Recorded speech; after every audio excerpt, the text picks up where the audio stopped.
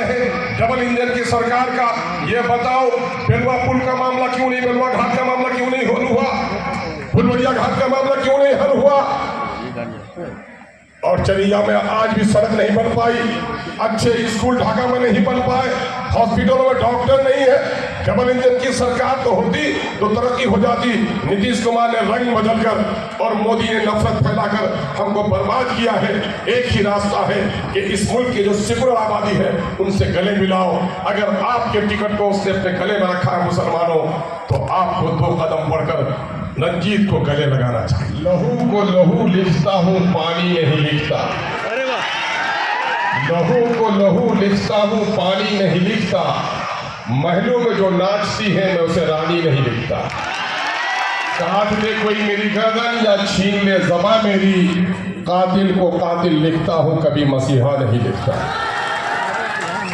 शिवहर के इलाके की, बल्कि चंपारण के इलाके की बहुत ही मशहूर और मारूफ इल्मी, अदबी, फिक्री एतबार से बहुत ही मोतबर सरजमीन, दीनी और अखलाकी सरगर्मियों की मरकज सरजमीन, हिंदू और मुसलमानों की एकता की सरजमीन ढाका के आज के इस इनकलाबी इंतखाबी जलसे में हमारे पार्टी के जिला इकाई के सदर और आज के महफिल के सदर जनाब भाई नसीम अख्तर साहब, पार्लियामेंट में गरजते हुए शेरों में से एक शेर जिन्हें दुनिया इम्तियाज जलील के नाम से जानती है, जनाब इम्तियाज जलील साहब, पार्टी के सीनियर और तासीसी रुकन जनाब इंजीनियर आफ्ताब अहमद साहब, यूथ प्रेसिडेंट और कौमी तर्जुमान अजीजी आदिल हसन एडवोकेट साहब, पार्टी के मधुबनी के हमारे उम्मीदवार रहे भाई जनाब वकार सिद्दीकी साहब, मुजफ्फरपुर के कैंडिडेट जनाब भाई अंदारुल हसन साहब, और आज हम सबों के महबूब नज़र, मकबूल नज़र, आप सब के नेता और इस धरती के लाल जिनका नाम राणा रंजीत है और जिनका नाम लब पर आता है तो ऐसा लगता है दुश्मन हो गए चारों खाने जीत, अब जीतेगा यहाँ से राणा रंजीत। इनकलाबी नौजवानों और गयूर नौजवानों, मैं आप सबके दरमियान में कुछ मालूमाती बातें करने आया हूँ। देखो, ताकत किसमें है? ताकत जिस्म में नहीं है, ताकत अक्ल में है। Knowledge is power. और हमारी बस्ती चूंकि इस वक्त सियासी खबरों से बड़ी बेखबर हो गई है, तमाशा भी हो गई है, अजूबा पसंद हो गई है, और इस वक्त पार्लियामेंट के हवा, असेंबली के हालात, अभी बिहार में जो जाति आधारित गणना हुई है उसमें मुसलमानों की क्या दुर्गत हुई है, उससे हमारा नौजवान बेखबर है। ये बेखबरी तुम्हें बर्बाद कर देगी। नौजवानों, बाखबर होने की कोशिश करो। दुनिया में जो कौम बेखबर होती है उसका अमाज का कब्रिस्तान है, और दुनिया में जो कौम बाखबर होती है वो तख्त व ताज का मालिक बनती है। मैं आपको ये पैगाम देने के लिए आया हूँ इस वक्त कि हिंदुस्तानी सियासत में MIM ने एक नई बुनियाद डाली है, और गरचे इसकी बुनियाद हैदराबाद में पड़ी है, लेकिन उसकी दूसरी तजर्बागाह बिहार को बनाया जा रहा है। एक लंबे अरसे से जिस कांग्रेसियों को आपने वोट दिया उसने आपके साथ क्या किया वो दर्दनाक दास्तान से आप वाकिफ हैं। बाबरी मस्जिद के टूटने का गम और हिंदू और मुसलमानों के तोड़ने का जो साजिश किया कांग्रेस ने, इससे कोई महरूम नहीं है इस इल्म से कि सिर्फ मस्जिद नहीं टूटी बल्कि हिंदू और मुसलमानों के प्रेम के सागर को भी लोगों ने तोड़ा है। इस वक्त मोदी ने जो नफरत की आग सुलगाई है और मजहबी जुलूम में जिस तरह से भारत को जलाया है, उससे वो बेरोजगार नौजवान, वो बूढ़ी माँ जो बिस्तरे मर्ग पर है, उसका बेटा परदेश में है, नोटबंदी में, नाकाबंदी में, कोरोना बंदी में देश को जो बुरा हाल किया है उससे भी आप वाकिफ हैं। मोदी की उल्टी गिनती शुरू हो गई है। हर फिरौन मूसा, फिरौन जब भी आया है मूसा ने आवाज दी है। वक्त के इन सियासी फिरौनों के साथ जनाब बैरिस्टर सऊदी अवैसी साहब ने मूसवी आवाज देकर उनको ललकारने का काम किया है। पार्लियामेंट की दरो दीवार गवाह है कि जब भी सरकार की गलत पॉलिसी आई है विपक्ष में रहते हुए भी कांग्रेस मोदी के आंखों में आंख डालकर बात नहीं कर सकी है। अगर किसी ने आंख में आंख डालकर बात किया है तो उसका नाम बैरिस्टर असदुद्दीन अवैसी है। आज इस बिहार में जिस लालटेन राज को हमने और आपने संवारा था, सजाया था, जिस लालू जी को अपने कंधे पर बैठाकर मुसलमानों ने तख्त ताज का मालिक बनाया था, आपने उसके दौर को भी देखा है। आज उसका बेटा जो राजकुमार बना हुआ है वो ये कहता है मेरे बाप के जमाने में राजद को मुसलमानों की जरूरत थी, अब इस वक्त तेजस्वी को मुसलमानों की जरूरत नहीं है। ऐ गैरतमंद नौजवानों, कुत्ते और इंसान में यही फर्क होता कि रोटी के टुकड़े दिखाओ कुत्ता दौड़ कर आएगा, डंडे दिखाओ दौड़ फिर भाग जाएगा, 100 बार ये अमल करो कुत्ता आएगा और फिर भागेगा। लेकिन एक गैरतमंद इंसान 3 दिन का भूखा हो, तुम्हारे दस्तरखान पर बैठा हो, अगर उसकी गैरत के खिलाफ कोई बात कर दी तो गैरतमंद नौजवान भूखे मर जाना चाहेगा, किसी नाअहद के दस्तरखान पर नवाला नहीं पाएगा। मुसलमान नाम है गैरतमंदों का। मैं तुम्हारी ईमानी गैरत, तुम्हारी मिल्ली हमीयत को ललकारने के लिए आया हूँ। सीमांचल से आया हूँ और मैं जानता हूँ कि सीमांचल में पिछड़े हैं, कम तालीमी याफ्ता है, गरीब है। आप तहजीबी एतबार से, मिल्ली एतबार से, समाजी और इल्मी एतबार से, दीनी और मुआशी एतबार से हमसे ज़्यादा मुस्तहकम है। हम आपके दरमियान में अपना दर्द तकसीम करने के लिए आए हैं। इन राजद के लोगों ने हमारे साथ क्या किया? एक बड़े नेता ने कहा कि सोकोल सेकुलर पार्टियों और भाजपा में क्या फर्क है मुसलमानों, तुम्हारे लिए तो सभी एक होते चले जा रहा है। फर्क यही है कि जो हलाल झटके से काटती है उसका नाम बीजेपी है, जो हलाल करती है उसी का नाम तो सेकुलर पार्टी है। इसलिए इन सेकुलर पार्टियों को पहचानने की जरूरत है।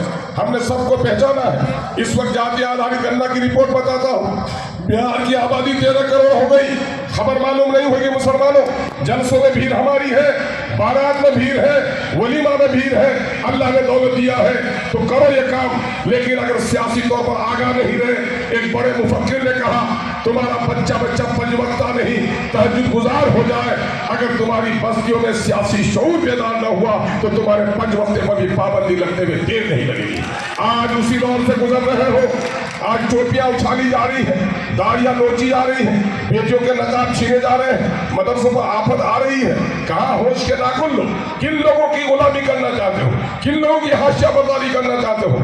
जिस राजद में कभी 5-6 MP जीत कर जाते थे, 8-10 मुसलमानों को टिकट दिया जाता था, जिस राजद को अपना दीन और ईमान बना रखा है कुछ लोगों ने, उनको उनकी गैरत को मैं ललकार देकर कहना चाहता हूँ कि आज उसने समेट कर 22 लोगों में से सिर्फ 2 आदमी मुसलमान को टिकट दिया है। गैरतमंदों को, क्या आपकी गैरत और हमारी गैरत इस कदर मर गई है कि हम ऐसे लोगों से हिसाब ले लें? जाना भाइयों की आबादी 14%, 6% बीजेपी में जा चुकी है, 8% आबादी बची है अभी ज्यादा राजद में। 8% वालों को 9 टिकट और 18% वालों को 2 टिकट। अगर गैरत हो तो हिसाब लो, बेगैरत हो तो गुलामी करो। मैं गुलाम उसको मुखातब करने नहीं आया हूँ। मेरे भाइयों, इस वक्त एक नया तजुर्बा हो रहा है। इस मुल्क में हम एक पैगाम के अलंबरदार हैं। हम सिर्फ ये नहीं कहते कि संसार का ईश्वर है, एक है, बल्कि हमारा ये भी पैगाम है कि जितना ये सच है इस संसार का ईश्वर है, एक है, उतना ही सच ये बात भी है कि हम सारे इंसान एक ही माँ बाप के संतान हैं।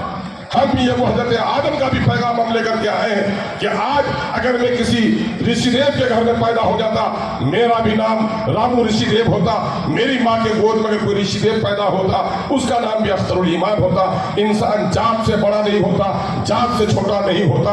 आग सबको जलाती है, जहर सबको मारती है। जात से कोई बड़ा होता तो आग और जहर का अलग अलग सुलूक होता। सच यही है, इंसान कर्म से बड़ा होता है, कर्म से छोटा होता है। यही पैगाम हम देने के लिए आपके दरमियान में आए हैं। इस वक्त बैरिस्टर असदुद्दीन अवैसी साहब ने एक तजुर्बा किया है कि हमें कहते हो मुस्लिम पार्टी, हम तो देश में संविधान के रक्षक बने हुए हैं और हमने ही नारा दिया है जय मीम और जय भीम का। पार्लियामेंट की दीवारों से जाकर पूछ लो कि जब श्रद्धांजलि अर्पित की गई भीमराव अंबेडकर को, तो चीख कर अगर किसी ने कहा कि भीमराव को सच्ची श्रद्धांजलि यही है कि दलित के बेटे को जिस दिन प्रधानमंत्री बना दोगे उसी दिन दलितों के नाम और सम्मान का मामला और भीमराव अंबेडकर को श्रद्धांजलि होगी। ये सारी बातें हमने की हैं।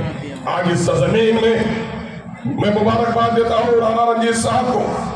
मैं MLA 2005 में बना, 3 बार MLA बनकर आया राजद से, और जब मैं राजद को छोड़कर मैं जब आज MIM हो तो मेरे बहुत सारे दोस्त पूछते हैं राजद की सरकार भी बनी, मंत्री बन जाते, बड़ी पार्टी में रहते, बड़ा वकार का मामला होता। मैंने कहा तुम्हें अपनी इज्जत दूसरों के चप्पल उठाने में है, मुझे तो अपनी इज्जत अपने लोगों के मुस्कान में है। और मैंने कहा कि हाँ, किराए के महल में रहता था, AC का भी इंतजाम था, ठंडे पानी का भी इंतजाम था, लेकिन डर भी था कि किराया खत्म हो तो कब जेब में पैसे ना हो और गर्दन पर हाथ देकर निकाला जाऊं। लेकिन आज तुमको पता नहीं आजादी क्या चीज होती है कि आज मैं अपनी झोपड़ी में रहता हूं और उस महल से ज्यादा बेखौफ होकर सोता हूं, किसी के बाप की मजाल मुझे टोकने की नहीं। इसका सबूत सिर्फ लफ्जों में नहीं, बल्कि बिहार के असेंबली से गवाही ले लो कि जब भी बिहार में मुसलमानों पर, दलितों पर, गैर मुस्लिमों पर जुल्म हुआ तो बहुत से लोगों के मुंह पे पट्टी बन गई। जो लोग आजू बाजू बैठने की कोशिश करते हैं, इनकी जबान नहीं खुली अपने आका के डर से, गुलनाद मारी गई तो मजलिस की आवाज निकली। यही समस्तीपुर में सनोवर को दिन के 8 बजे उनके जिस्म के कपड़े उतार कर 35 साल के टीचर को मारा गया, किसी की आवाज नहीं उठी। डेनमार्क में रसूल मकबूल के खिलाफ कार्टून हो तो जुलूस निकालोगे ढाका में, लेकिन पूछो इन गद्दारों से कि जब मदरसा अजीजिया को जलाया गया तो किसी की जबान नहीं खुली। 4000 से ज्यादा मजहबी किताबें, कुरान मजीद के नुस्खे नजरानिश किए गए और किसी की जबान नहीं खुली। वहां भी अगर जबान खोलने की किसी ने हिम्मत की तो अख्तरुल ईमान ने की और मजलिस ने की। गुलाम की जबान में कभी आवाज नहीं होती है और जो आजाद रहता है वो गर्दन कटा सकता है, अपनी जबान को कभी रोक नहीं सकता। आईने जवा मर्दा हक गोई व बेबाकी, अल्लाह के शेरों को आती नहीं रुबाई।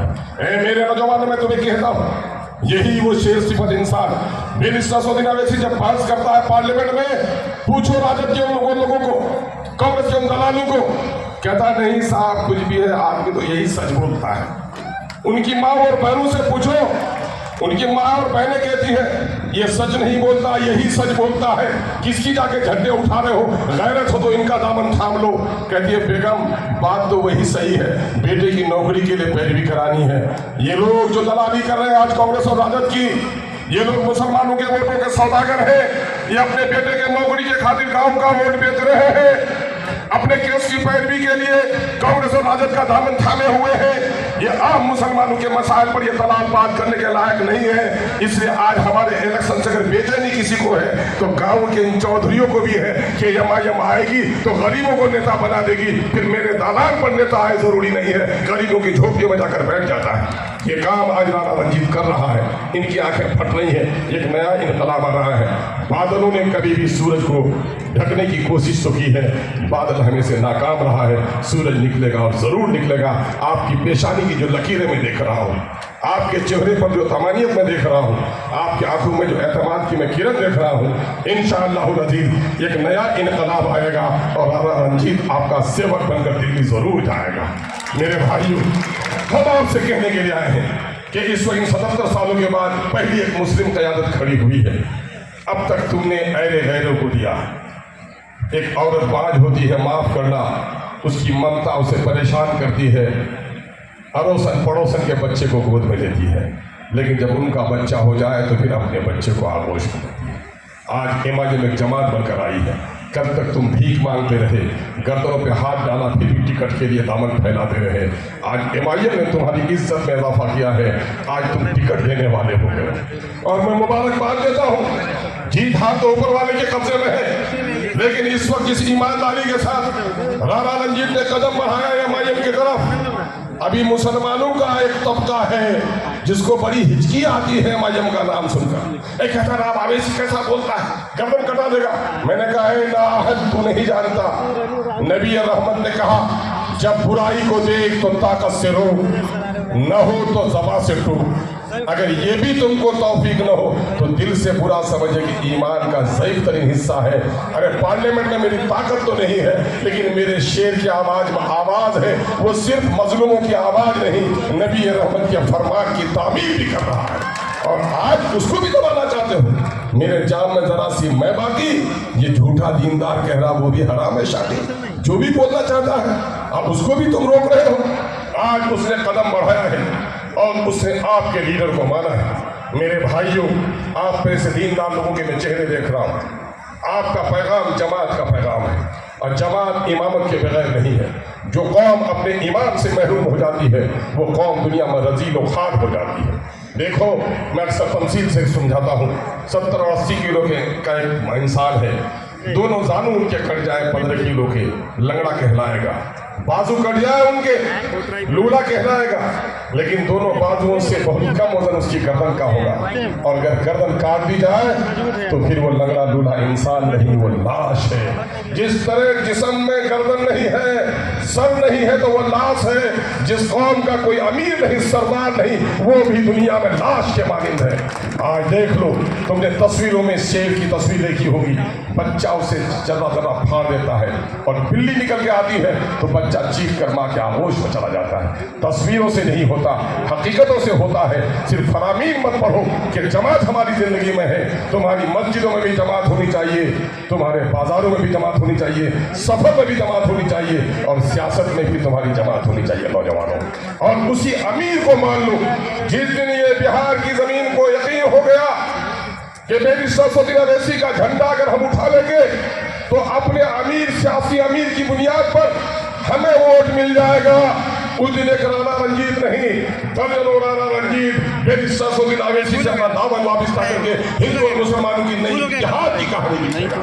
अगर आप चाहते हैं इस मुल्क में अपनी टोपी की हिफाजत, दाढ़ी की हिफाजत, शरीयत की हिफाजत सिर्फ अकेले नहीं कर सकते, इस मुल्क में उन अमन पसंद हिंदुओं को साथ लेना पड़ेगा। और राजपूतों की तारीफ रही है कि मुसलमानों के साथ इन्होंने हमेशा दोस्ती निभाया है। मैं खुद MLA बनकर आया और मैंने सीताराम बाबू को देखा है, इतना मिलनसार इंसान, बहुत ही प्यार और प्रेम से उनसे मिलता रहा। और यकीन है कि राजद के चंद लोगों को मैं याद रखता हूँ तो सीताराम बाबू को जरूर याद रखता हूँ। जब पहली बार राणा रंजीत से मेरी मुलाकात हुई, मेरे घर पर यह दावत देने के लिए गए थे किसी खेल के मैदान में आने के लिए। मैंने कहा कि इतने बड़े नेता का बेटा इतना सोबर है, संस्कार इसी को कहते हैं। मेरे भाइयों, आज वो कदम बढ़ाकर आपके पास आया है और उसने MIM का टिकट अपने गले में डाला है। भाई भटक गए हैं, दूसरे लोग भी कोशिश कर रहे होंगे, लेकिन उसने समझा है बाप की रवायत को मैं बचाऊंगा और शिवहर की सरजमीन पे हिंदू और मुसलमानों को लेकर, दलितों को लेकर, महरूमों को लेकर इस क्षेत्र की समस्याओं का जवाब दिया। रामा देवी ने काम किया। यकीन जानो, आप एक नई तारीख लिखोगे। अगर आपसे ये भूल हो गई तो फिर तारीख की नजरों ने वो दौर भी देखे हैं, लम्हों ने खता की है, सदियों ने सजा पाई। अगर इस मौके को भुला दिया आपने, आप राजद वालों को जाकर पूछो कि आज उनको आपकी जरूरत नहीं है, ये बेगैरती होगी कि उनके साथ दौड़ रहे हम। मेरे भाइयों, MIM आई है, अगर आज जीत कर आगे होते तो बिहार की पूर्ण हुकूमत हमारी मुट्ठी में होगी। या लालू जी जीत गए होते टीम तो खुशामद करके सरकार बना, 50 बार फोन आया है ना, अख्तर साथ दे दो। मेरे भाइयों, आपको अपनी तादाद के साथ अपनी जमात का इस्तेकाम भी दिखाना है और एक बेहतरीन मौका है। और मुसलमानों को सही कहा रंजीत ने, एहसास से कमतरी का शिकार हो गया। बचपन में जब आसाम को उसने आधी कहानी बताई है, आधी मेरे लिए छोड़ दी। आसाम के जंगलों में जब हाथी को फंसाया जाता है, नन्हे मुन्ने हाथियों को, तो 6 महीने साल भर के हाथी में भी इतनी ताकत होती है कि बड़ी बड़ी मोटी की कड़ी जंजीरों को मरोड़ देता है। जिस दरख्त में बांध कर रखता है उस दरख्त को हिला देता है। और जब आदी हो जाता है तो फिर बारात में आए या तमाशे में आए, बैल के रस्सी से, बल्कि बकरी के रस्सी से भी बांध दो तो वो हाथी सूंड हिलाता है, बदन हिलाता है, लेकिन पाँव में ताकत नहीं लगाता। उसके दिमाग में बात बैठ जाती, वो जो नहीं तोड़ सका था ये भी नहीं तोड़ पाऊंगा। ये तो आम हाथी की आदत होती है। लेकिन इन हाथियों की जमात में जब कोई हाथी पागल हो जाता है तो पैर के रस्से को नहीं तोड़ता, बस्तियों को भी उजाड़ देता है। अब बस्तियों को ही नहीं उजाड़ता, बल्कि वो दूल्हा महावर 40 किलो का 80 मन के हाथी पर बैठकर जो लोहे का डंडा उसके सर पर चला रहा था, अपने सूंड से उसे निपेटता है और उसके सीने पर अपना पांव भी रख देता है। आज हाथी को रस्सी में बांधने की जरूरत नहीं, हाथी को पागल होने की जरूरत है। न हो जिसमें गैरत तो फिर इंसान क्या है। उठो मेरी दुनिया के गरीबों को जगा दो, कहा था इकबाल ने। काखे उमरा के दरो दीवार हिला दो, जिस खेत से मुयस्सर न हो ताकात को रोजी, उस खेत के हर से गंदुम को जला दो। आज यकीन है बीजेपी तो हमारी खुली दुश्मन है, लेकिन राजद और कांग्रेस ने भी हमें महरूम किया है। इस वक्त सिर्फ 2-3 नज़ीर बता कर जाता हूँ कि बिहार में 13 करोड़ की आबादी, उसमें 2 करोड़ 31 लाख मुसलमानों की आबादी। बिहार में 13 करोड़ लोगों के टैक्स से बिहार चलता है। इसी टैक्स से सरकारों को सरकारी नौकरियां देती है, लेकिन उर्दू की सारी तालीम बंद। उर्दू के ये 10 लाख लोगों को नौकरी दिलाने वाले तेजस्वी से पूछिए 14,000 उर्दू टीचरों की बहाली क्यों नहीं हुई, उर्दू एकेडमी में बहाली क्यों नहीं हुई। ये लफाजी नहीं चलेगी। मुसलमानों हिसाब लो, नौकरी